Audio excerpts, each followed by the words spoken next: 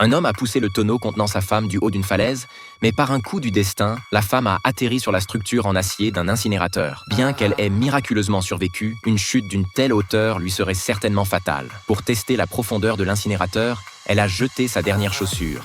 Mais après avoir attendu 5 minutes, aucun écho ne s'est fait entendre. Résignée, elle s'est lentement relevée malgré la douleur et a commencé à se déplacer centimètre par centimètre le long de l'étroite structure en acier. Cependant, après seulement 2 pas, elle a failli tomber, ce qui l'a effrayée et l'a forcée à rester immobile. À ce moment critique, une mouche est soudainement apparue et a commencé à attaquer sans relâche son visage blessé. Elle n'osait pas faire un geste pour la chasser, de peur de perdre l'équilibre et de tomber. C'est alors qu'elle a repéré une échelle à proximité, ce qui lui a redonné espoir. Prudemment, elle s'est déplacée le long de la structure métallique, mais juste au moment où elle allait atteindre le bord, la douleur dans ses jambes est devenue insupportable et elle a perdu l'équilibre, tombant dans le vide. Heureusement, elle a réussi à s'accrocher à la structure. Désespérée, elle a balancé son corps de toutes ses forces et a lâché prise pour attraper l'échelle à côté. Malheureusement, en raison de son mauvais état, l'échelle s'est brisée. Pensant que sa dernière heure était arrivée, elle a miraculeusement atterri sur un filet de pêche, échappant de justesse à la mort. Mais pour survivre, elle devait maintenant trouver de la nourriture. Alors qu'elle cherchait de quoi manger, elle a entendu du bruit à l'extérieur. Quelqu'un faisait exploser des feux d'artifice dans le ciel.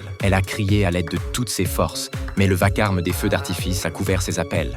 Même si elle s'époumonnait. Soudain, des étincelles sont tombées d'en haut, menaçant d'enflammer l'incinérateur. Elle s'est empressée d'éteindre la source du feu avec sa bouche, évitant ainsi une catastrophe. Le lendemain matin, un foulard tombé sur sa tête lui a donné une idée pour s'échapper lorsqu'elle l'a jeté et qu'il a atterri sur l'échelle à côté. Elle a trouvé une boîte de conserve, a enlevé le couvercle et l'a utilisé comme un couteau pour couper le filet de pêche. Puis, elle a attaché le filet à un bâton, créant ainsi un outil de fortune pour s'évader. Après de nombreuses tentatives, elle a réussi à accrocher le filet à la rampe de l'échelle. Avec toute son énergie, elle a grimpé sans relâche jusqu'à atteindre le haut grâce à sa détermination inébranlable. Une fois en haut, elle n'avait plus d'endroit où poser les pieds. Collée au mur, elle a avancé centimètre par centimètre jusqu'à atteindre l'échelle à côté. Finalement, grâce à sa volonté de faire, elle est parvenue à la sortie, épuisée. Au moment où elle a saisi la dernière rampe, elle a soudainement lâché prise. Pensant que cette fois c'était la fin, une main puissante l'a soudainement attrapée.